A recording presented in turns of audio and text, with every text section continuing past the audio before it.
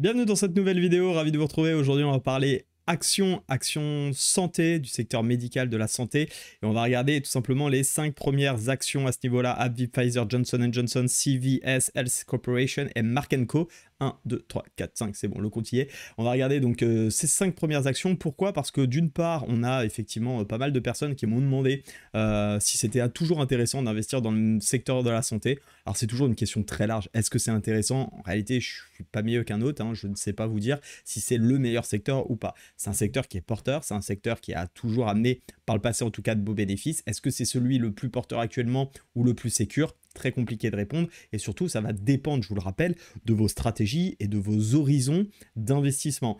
Bien évidemment, on ne fera pas la même chose si on est là pour plusieurs semaines, plusieurs mois, que si on est là pour être dans 10 ans, d'accord? On ne fera pas la même chose si notre objectif est plutôt de faire grossir notre capital au travers de la performance avec de l'achat-revente, donc plutôt vraiment dégager une plus-value sur l'action, que si on a envie bien plutôt de se constituer un portefeuille à dividendes pour essayer bien de profiter des revenus passifs que ce portefeuille peut nous procurer. Pardon. Donc, c'est des choses vraiment complètement différentes. Moi, ce qui va m'intéresser, c'est de m'appuyer sur cet article. J'ai cherché tout simplement sur... vous savez que j'aime bien faire ça quand j'ai pas trop d'idées par rapport à un secteur. Il y a certaines sociétés que j'ai sous surveillance, mais voilà, quand je suis à court, j'aime bien aller regarder un petit peu quels sont les noms qui ressortent, quelles sont les grosses tendances, les actions à intérêt, celles dont tout le monde parle ou celles dont d'ailleurs on parle moins. C'est toujours très intéressant à regarder et ça nous permet d'avoir des noms, et à partir de ces noms-là, nous, on regarde les graphiques et on détermine si c'est le bon timing ou pas. On va donc s'intéresser sur ces 5 premières actions qui nous vient du site du boursicoteur. Je précise malgré tout, enfin tout de même plutôt, c'est pas malgré tout, mais tout de même que ça a été mis à jour le 18 mars 2023. Donc nous, on est en juillet au moment où j'enregistre cette vidéo. Donc on avait effectivement un petit décalage entre ce qu'ils ont pu nous publier. Entre nous, et je leur en veux pas du tout, c'est normal. De toute façon, le secteur de la santé, c'est souvent des gros mastodontes, mais là, ils nous ont vraiment quasiment pris le top 10. Donc bon, on est sur des grosses sociétés établies. Maintenant, à voir justement si ces grosses sociétés établies, c'est le moment ou pas. Avant de rentrer sur la première société AbbVie, je voulais vous présenter ce graphe qui est quand même assez intéressant. C'est tout simplement la représentation de l'indice SP500 au travers des entreprises du médical. Et tout de suite, on le voit. En réalité, on voit un truc très intéressant. Je ne sais pas si vous voyez la même chose que moi, mais c'est tout simplement que c'est un secteur finalement qui est plutôt en phase de latéralisation. Alors, il faut dire qu'en 2020-2021, il a été stimulé, ce secteur. On va parler notamment de Pfizer dans cette vidéo. On parlera de Moderna, si vous le souhaitez, un petit peu plus tard, qui était également dans la liste. Oui, parce que j'ai pris les 5 premières. Si vous souhaitez voir les 5 suivantes, vous me mettez en commentaire comme quoi vous souhaitez que j'aille plus loin dans cette analyse des secteurs de la santé. D'ailleurs, si vous avez d'autres entreprises que vous souhaitez voir, vous me le dites en commentaire et bien évidemment je ferai une vidéo dessus la prochaine fois. Donc ici, je vous le disais, en 2020-2021, on a quand même des entreprises du secteur médical qui ont été stimulées, notamment Pfizer et Moderna, avec la production et la commercialisation de leur vaccin Covid, enfin plutôt anti-Covid, et de fait, ça a apporté un petit peu de dynamique, on le voit bien notamment sur cette accélération haussière. Et puis depuis, on est plutôt dans de l'indécision. Alors quelles sont les entreprises qui portent, quelles sont celles qui latéralisent, quelles sont celles qui corrigent? C'est exactement ce qu'on va voir aujourd'hui, et on le voit de manière générale, on est quand même sur un secteur haussier de fond, mais qui connaît une phase plutôt de pause, donc il va falloir réfléchir un petit peu là-dedans. La première société qui nous avait été proposée par tout simplement les boursicoteurs, c'est AbbVie. AbbVie, est-ce que c'est une bonne société à payer actuellement? On le voit, c'est un petit peu la même représentation finalement avec cette boîte ici qu'on vient de voir sur l'indice SP500 Health, donc du Health, excusez-moi pour l'anglais, pour le secteur de la santé et du médical. Pour l'instant, la chose que je vois moi, c'est qu'effectivement on est sur une zone de support. Donc en réalité, cette zone reste intéressante à payer. Pourquoi? Parce qu'on est quand même malgré tout dans une grosse dynamique de fond haussière. Je vous fais pas un schéma, je pense que tout le monde l'a vu. Maintenant attention, c'est clairement la zone pour moi à ne pas céder, parce que si on casse cette zone-là, on a clairement une structure haussière ici et une tendance qui serait remise en question. Est-ce que toute la tendance ici est remise en question et qu'il faut mettre AbbVie à la poubelle? Pas forcément. Encore une fois, tout dépend de votre stratégie d'investissement. Pourquoi vous êtes rentré dans AbbVie? Quelles sont vos convictions? Quel est l'objectif de cette action dans votre portefeuille? Tout ça, c'est pas moi qui vais pouvoir y répondre. Et il y a des dizaines, voire même centaines de réponses possibles. Donc, il faut vraiment que vous ayez ça en tête avant de faire. Par contre, si aujourd'hui, vous êtes, disons comme moi, puisque je n'ai pas de AbbVie dans tout simplement mon portefeuille, et que je souhaite faire du petit trading, être plutôt dans une vision, tiens, je vais acheter pour revendre dans les prochaines semaines ou les prochains mois. Je vais définir un plan. Cette zone m'apparaît comme ok, ça manque quand même de comment vous expliquer, d'un petit quelque chose, d'un petit supplément, d'un signal tout simplement d'achat, parce que pour moi quand même on est sur une belle correction baissière. Certes on est sur une belle zone, mais pour l'instant j'ai pas de configuration ou de pattern, en tout cas que ce soit weekly ou daily, enfin j'imagine Ouais, non, en daily, j'ai rien. Enfin, pas suffisamment en tout cas. Donc pour le moment, j'ai pas de quoi payer, mais par contre, la zone m'intéresse. En revanche, pourquoi je vais pas payer? Parce qu'on n'est pas à l'abri aussi que ça lâche, même si un support, tant qu'il joue le rôle de support, nous sommes d'accord, il a plus de chances de tenir. Mais il me faut quand même un signal supplémentaire, ça me suffit pas juste de payer la zone. En revanche, on a également des zones, dans le cas où ça corrigerait un peu plus fort, et bien qu'on pourrait peut-être venir travailler ici, comme cette petite zone qui avait servi de résistance par une fois, par deux fois, par trois fois, et qui n'a jamais été retestée depuis l'accélération. Ça déjà, ça me plaît un peu plus. Et puis également, on a une autre zone un peu plus bas ici que j'observe. À mon avis, on va prendre celle-ci qui peut être très pertinente. Voilà, on avait eu aussi du travail, résistance, résistance, résistance, on casse, on voit qu'on avait légèrement latéralisé. Donc ça pourrait être une deuxième ligne, en plus c'est le niveau descend, un peu le prix psychologique, qui pourrait être très pertinent. Pour s'appuyer et céder, on peut bien évidemment aussi tracer un Fibonacci. Ça marche très bien sur les investissements long terme, d'aller payer dans les grosses tendances haussières les replis. Et d'ailleurs, regardez, le 0,5 se confond avec la zone que nous avons trouvée là. Donc vous le voyez ici, plutôt pour du trading et se dire ok, bon allez, on va essayer de jouer le haut du range, entre guillemets, si on considère qu'on est plus ou moins dans un range, ça peut être intéressant. Maintenant, attention, si jamais ça lâche, dans ce cas-là, il ne faut pas hésiter à mettre un stop loss assez court pour se protéger et aller chercher des niveaux un petit peu plus bas, comme les 119, qui me paraît être une bonne zone. Encore une fois, il nous faudra un signal pour payer et reprendre cette dynamique haussière. J'en profite également pour tout de même préciser qu'ici, on avait une jolie droite de tendance, oui, c'est cela, et elle a été cassée. Donc, il me faut une confirmation baissière de l'autre côté pour juste pas être sûr qu'on est dans un range et vendre trop vite. D'ailleurs, la cassure ici de cette zone-là serait une très, très bonne confirmation baissière. Donc, attention, malgré tout, à peut-être pas se précipiter. Il y a peut-être de manière générale sur le secteur de la santé déjà des choses plus intéressantes à faire avec peut-être plus de potentiel. Encore une fois, tout dépend de vos objectifs, mais peut-être aussi sur d'autres actions. Donc Avis, c'est pas forcément une société que j'irai mettre en tout cas moi de mon côté en portefeuille. Encore une fois, peut-être que ça va exploser. Tant pis, je serais passé à côté. Il y a des centaines, des milliers d'actions et croyez-moi qu'il y a de quoi faire. On va regarder maintenant Pfizer qui nous a été également recommandé. Alors Pfizer, qu'est-ce que ça donne? Voilà. Clairement, ça, Pfizer, je pense que vous êtes tous d'accord avec moi, on n'achète pas une action qui ne fait que baisser, ok? Sauf conviction fondamentale ou tout simplement de se dire que le prix de l'action, et c'est peut-être le cas, hein, est sous-évalué, clairement sous-évalué par rapport à sa valeur intrinsèque et qui peut être une raison d'achat. Moi, je regarde les graphiques, donc je ne vais pas me baser sur cette étude, en tout cas fondamentale. Mais là, clairement, une action qui ne fait que chuter, je n'achète pas quelque chose qui baisse. Hein, ça, c'est clair et net. Vous voyez, hein, ce qu'on avait eu ici, on avait clairement une dynamique baissière, hein, par vague, par cycle.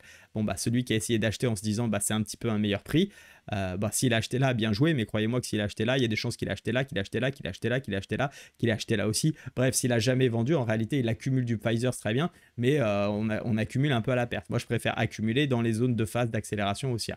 Ici, clairement, pour moi, on est dans une tendance baissière, avec d'ailleurs des zones d'obstacles désormais au-dessus de la tête, et c'est plus forcément une société qui va m'intéresser, que ce soit d'ailleurs sur le court terme ou sur le long terme.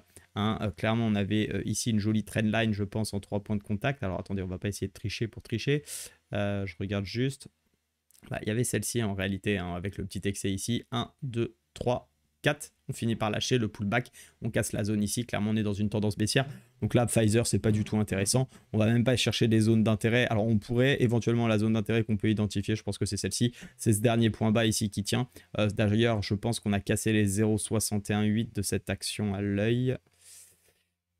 Bon, ok, magnifique. On les a non seulement cassés, en plus on les a pullbackés, donc il y a de fortes chances, statistiquement en tout cas, au niveau des probabilités, qu'on descende jusqu'au 100%. En tout cas, c'est un scénario technique qui me paraît évident, non, c'est pas le terme, mais très fortement probable, disons. Et donc, c'est très intéressant pour moi d'aller chercher plutôt la zone des 26. Et là, si on a de la réaction, on aura une jolie correction, on a eu un retournement haussier, on a une structure comme on a pu le voir ici, hein, ça c'était superbe.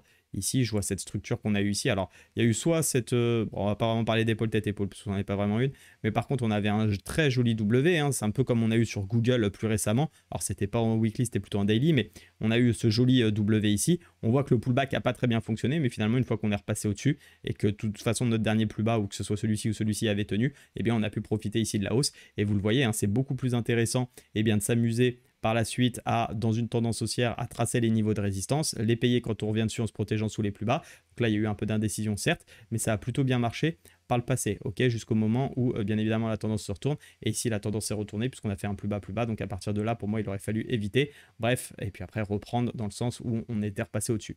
essayez vraiment de, enfin en tout cas ce que je peux vous inviter à faire, si je peux donner un petit conseil, bien évidemment je ne suis pas conseiller en investissement, je ne fais que partager mes analyses et libre à vous de voir si ça peut vous intéresser ou pas, mais c'est vraiment d'essayer quand même de payer des actions sur le moyen long terme qui sont dans la tendance plutôt que d'essayer de chercher des bons prix, parce qu'un bon prix en soi, certes ça peut être un bon prix, mais un bon prix par rapport à l'instant T, peut-être pas par rapport à l'instant T plus 10 par exemple, donc il faut vraiment être très très prudent sur ça. Passons ensuite sur Johnson & Johnson, pour voir un petit peu ce que ça nous propose. Voilà, là on est plus dans une action qui ressemble un petit peu finalement à ce qu'on a vu sur l'indice US, hein, avec une sorte de boîte, très clairement, on le voit bien. On a une très jolie zone de support à ce niveau ici. Voilà, toute cette zone là sur laquelle nous travaillons actuellement. Donc la zone support ici me plaît bien. Okay, d'ailleurs, on pourrait presque la prendre un peu plus large parce qu'on voit qu'on avait une zone de résistance. Donc tout ce qui est là, et je vais enlever le rectangle vert, pas nous brouiller, on voit que c'est un joli support. C'est clairement la zone à pas casser. Attention, si on casse cette zone là, dans ce cas là il y a forte probabilité qu'on corrige un peu plus et que dans ce cas là on aille chercher la zone inférieure, et je pense que la zone inférieure qu'on peut assez facilement identifier, ça peut être celle-ci. On le voit, des zones de support qui ont été travaillées par le passé. C'est pas forcément des actions moi qui me plaisent beaucoup, parce qu'on le voit finalement c'est des actions assez peu, c'est normal, hein, c'est des sociétés qui sont pas des forts potentiels en tout cas d'explosion à la hausse. Ça veut pas dire qu'on n'aura pas, mais en tout cas elles sont déjà bien établies et on voit que, j'ai envie de dire, le chemin est déjà fait, et forcément une telle mastodonte ne va pas doubler son chiffre d'affaires chaque année, elle ne va pas faire de la croissance à 100%, ça serait un petit peu étonnant tellement elle est déjà installée, en réalité elle a tellement des parts de marché. Donc on peut forcément être dans une approche plutôt ici de peut-être à réfléchir sur les dividendes, à réfléchir plus sur des esprits cycliques ou autres, peut-être pour se protéger. Bref, ça c'est à vous de voir, je ne dis pas que c'est ce qu'il faut faire, mais en tout cas on n'est pas forcément ici sur Johnson & Johnson dans une action qui nous donne vraiment envie d'investir dans le but de faire des records et de se dire elle va monter jusqu'à 1000. Okay, donc là le niveau est intéressant pour accumuler du Johnson & Johnson si vous en avez. Clairement, moi, c'est pas le type de configuration qui me fascine. Je les trouve longues, je les trouve sans réelle dynamique. Je préfère avoir des actions à potentiel et à dynamique, justement. Ça ne veut pas dire que j'en ai pas dans mon portefeuille, parce que bien évidemment, quand on investit, on n'est pas au courant de ce qui va se passer demain. Hein, j'ai des actions qui latéralisent un peu.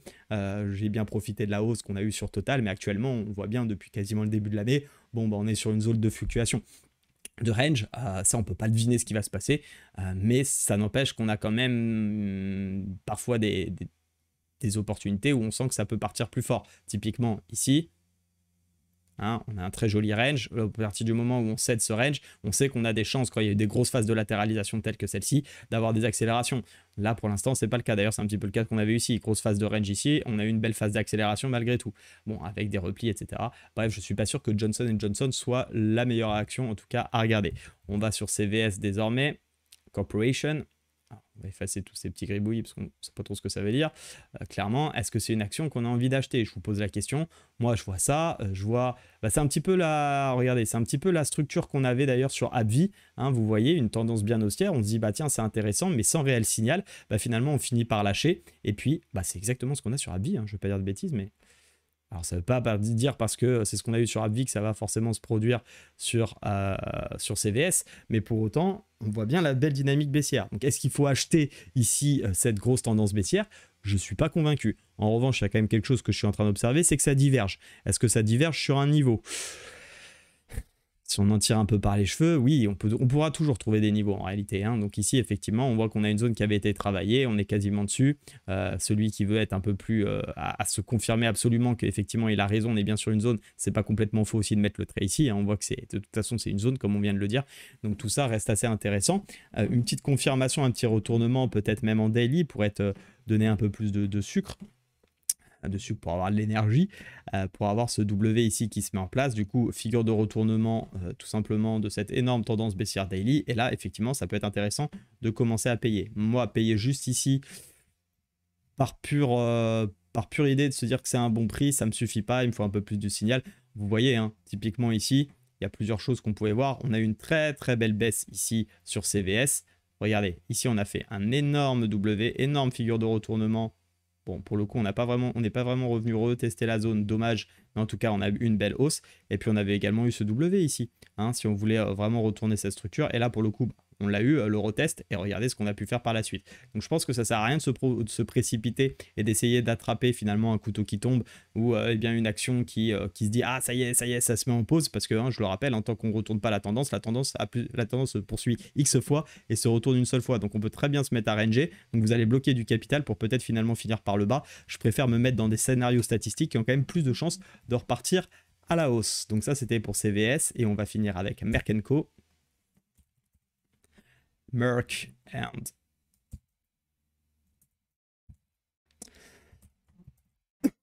mes excuses. Ça c'est beaucoup plus intéressant. Ça c'est beaucoup plus intéressant pour moi. Alors là vous allez dire ah bon mais je comprends pas, mais attends, t'es en train de me dire que tu vas acheter tout en haut. J'ai dit que c'était plus intéressant, ça ne veut pas dire qu'on va acheter tout de suite.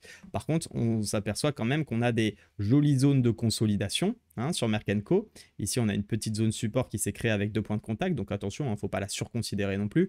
On voit bien cependant qu'on a une petite zone également de résistance à ce niveau-là, donc il ne faudra peut-être pas effectivement acheter, d'autant plus quand je vois la configuration qu'on a actuellement. Il va peut-être falloir être prudent, mais par contre, un petit retour ici sur la zone des 100, hein, 100, 102, 101, peut être intéressant à payer avec une zone de protection plutôt pour un petit swing. Qu'est-ce qu'on peut faire? On peut tout simplement payer ici. Hein, je vous présente une idée, hein. Je ne dis pas, on attend un petit signal, on revient sur la zone, on a une confirmation, on peut rentrer disons ici, on aura un plus bas peut-être à ce niveau-là, on va chercher, voilà, disons ce dernier plus haut, ça fait un joli ratio de 3, c'est déjà pas mal dans un petit swing, moi ça me plaît bien, ça finit par casser, parfait, ça casse, on se repositionnera ici sur le repli, on mettra un stop loss par là et on va chercher des objectifs qu'on se définit, au travers d'ailleurs de différentes stratégies. Je vous ai déjà montré hein, quand on casse un ATH, comment on peut définir des autres objectifs, j'ai fait une vidéo à ce sujet, je vous la mets en description si ça vous intéresse. Donc ça c'est vraiment une action qui m'intéresse parce qu'on est vraiment dans une tendance haussière, là pour le coup elle n'est pas du tout remise en question pour le moment, on est vraiment sur une belle action dynamique, hein. Vous l'avez vu d'ailleurs, je vous parlais tout à l'heure, on a des phases de range, tant qu'on est en range ça m'intéresse pas trop, par contre on peut payer bien évidemment les bas de range pour aller chercher les hauts de range, un petit peu comme on pourrait avoir ici, on attend que ça casse, on met effectivement l'entrée ici, on met le stop loss un petit peu plus bas, et on profite de la dynamique haussière qui se passe par la suite, parce que ça marche très souvent comme ça, hein. Je vous refais pas un dessin, mais regardez ici, d'accord, on revient dans la résistance, qu'est-ce qu'on fait en pullback, on va chercher le plus haut, et on repart. Je suis sûr que des exemples comme ça, je peux vous en trouver plutôt pas mal. Ça marche très souvent comme ça, hein, sur les actions, mais pas que sur les actions d'ailleurs. C'est le principe du support et de la résistance qui s'inverse. On va pas être trop gourmand, on l'aurait fait comme ça, vous voyez, phase de résistance, on avait retourné ici, justement, c'était le moment pour retourner le mouvement, on retourne le mouvement, c'est parfait, on fait le petit pullback à ce niveau-là et on repart à la hausse, ok? Donc tout ça, ça va être bien évidemment à surveiller, attention parce que c'est vrai qu'on est quand même dans une grosse dynamique haussière, mais malgré tout, tant que ça monte, tant qu'il y a des gens qui veulent payer, tant que ça se porte bien, allons confirmer ça avec bien évidemment des confirmations, pourquoi pas fondamentales, avec des chiffres pour appuyer le tout, mais ça peut être très intéressant. En revanche, si on lâche ce niveau-là, vous l'avez compris, hein, je pense que le prochain niveau très intéressant à payer, ça sera la zone des 90 à peu près. Voilà les amis pour cette vidéo sur les actions, j'espère que ça vous a plu. Si tu as aimé cette vidéo, je t'invite à mettre un petit like, à commenter, à t'abonner. Quand je dis commenter, tu me dis si tu as aimé ou pas, et surtout dis-moi les actions ou les secteurs que tu souhaites que j'analyse la prochaine fois. Je te laisse t'abonner et je te dis à très vite. Ciao!